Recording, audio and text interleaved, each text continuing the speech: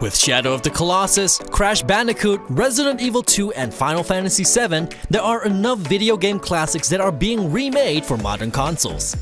But there's no question that we would like more of those classics remade. We have so many good memories about our childhood video games that we want the newer generation to experience the same games on modern consoles. We will list 10 video game classics that definitely need a remake, and of course you're free to share your thoughts as well.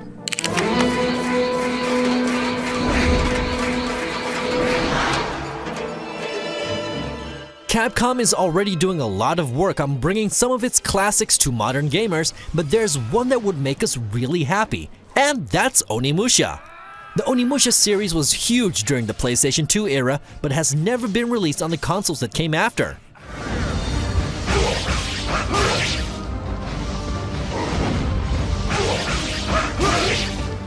It uses Japanese historical figures and combines their stories with supernatural elements. These action-adventure games combine third-person combat with puzzle solving. It would be great if Capcom would finally revive this dormant franchise because we really need more Onimusha.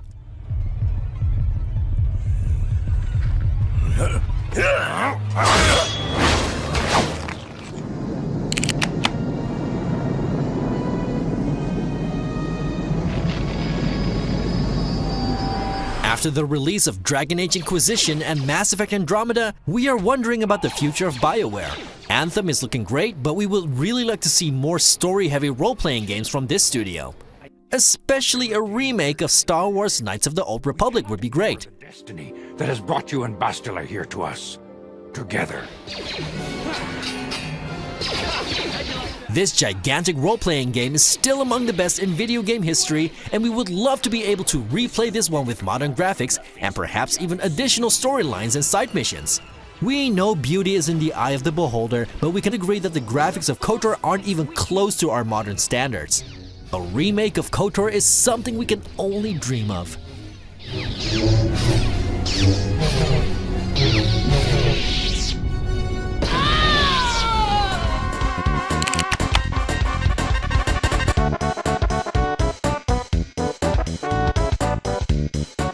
Earthbound is one of those games with a big cult following. But Nintendo never localized all the games in this amazing series. It would be great to see a modern remake of this classic action-adventure RPG and its sequels. Earthbound is all about Ness and his friends who try to stop bad things from spreading after a meteor crashed in their neighborhood.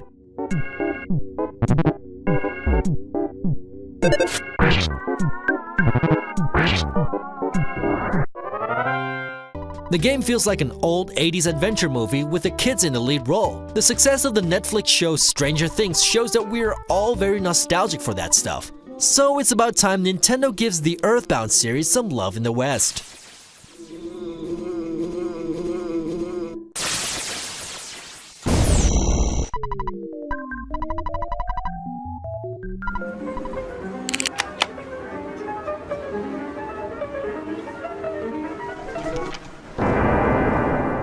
One of the greatest games of its time is the action RPG Vampire the Masquerade Bloodlines. This game is based on the World of Darkness role-playing games and a board game called Vampire the Masquerade. You become part of a vampire clan and need to uncover the truth about a relic that might end all vampires. You can do this using violent or non-violent methods, all dependent on the powers your clan has. Yes. I am searching for 2 items I have tracked to this area. Vampire the Masquerade is all about exploring, interacting, and uncovering the truth. The original game is set in Los Angeles, and each district is a separate hub. But imagine an open-world game with a day and night cycle that has you move through Los Angeles in search for answers. We're suckers for that kind of stuff, for sure. Pun intended. Let the penalty commence.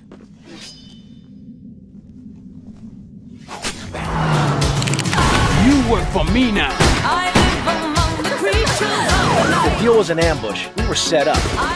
After revisiting Los Santos in GTA 5 and Liberty City in GTA 4, there's only one more location to revisit in the Grand Theft Auto series. Vice City is without a doubt one of the more obvious candidates as a setting for a new GTA. But honestly, we don't even need a totally new game. Just remake the world in a modern engine, create multiple playable characters, add more side missions and things to do, and keep the vibe from the original game alive.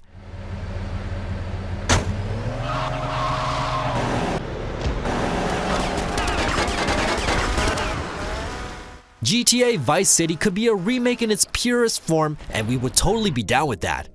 Either way, we can't wait to see what Rockstar Games will do in the next chapter of their famous franchise. I think we have a deal, my friend.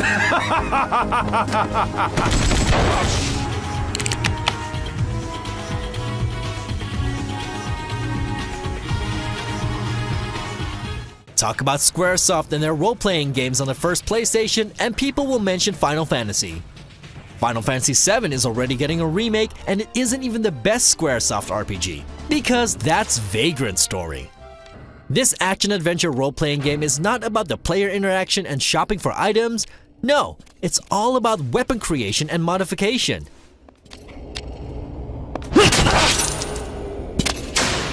It also uses elements from puzzle and strategy games. In this RPG, you need to investigate the link between a cult and a politician. When the politician dies, you get blamed for it, and of course you need to clean that mess up. However, during the game we don't learn a lot about the main character, so that's something where this remake could improve on the original.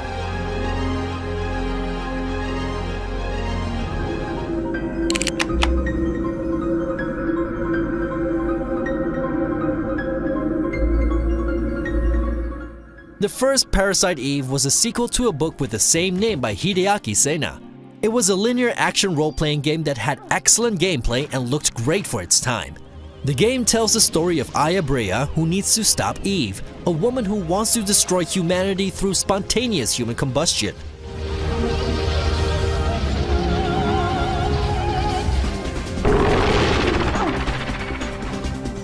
You explore New York, and there's real-time third-person shooting with RPG mechanics to evolve your character.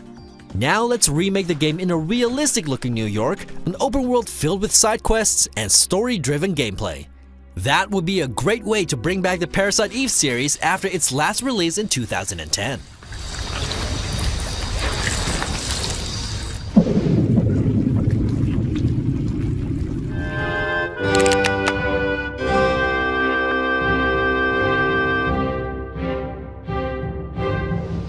There aren't many games with a cult following like Conker's Bad Fur Day.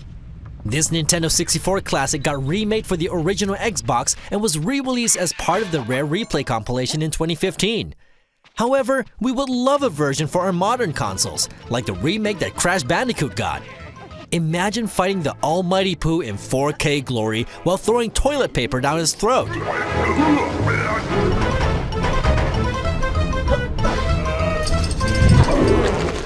Or maybe even a major overhaul of the original, adding all kinds of additional content to the game. A real remake would allow for more immature jokes, quests, and funny moments, because that truly is part of Conker's legacy. But above everything, we just want to see a bit more love for this drunk squirrel. Get yourself. And man, we got a rope right here, and we got a rope.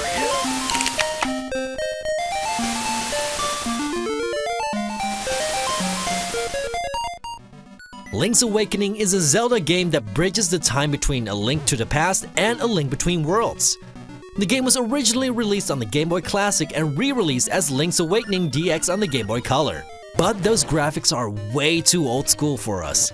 It would be great to see the story of Link's Awakening told with the graphics of Breath of the Wild, or at least comparable with A Link Between Worlds.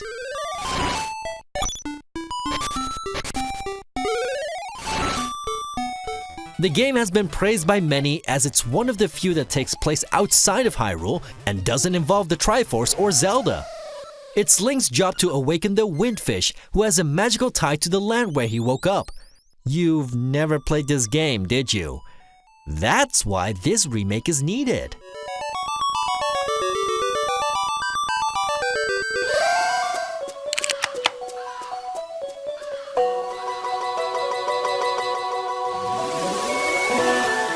One of the most unique experiences on the Game Boy Advance was Boktai. This action-adventure role-playing game was produced by gaming legend Hideo Kojima, and it used something very unique. The cartridge contained a light sensor, which needed to be used to charge the weapon of Django, a vampire hunter.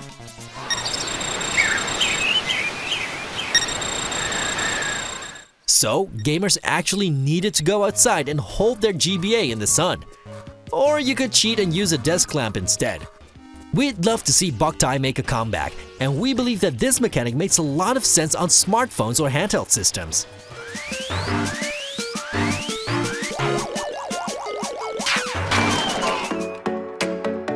Did you like our suggestions? Let us know on Twitter, Facebook, Instagram, or YouTube. But even more important, let the publishers and developers know that you want a remake of one of their games. Tweet them this video. The more people are requesting these things, the more likely it will happen. Long live the king. Yeah, long live the king. Long live the king!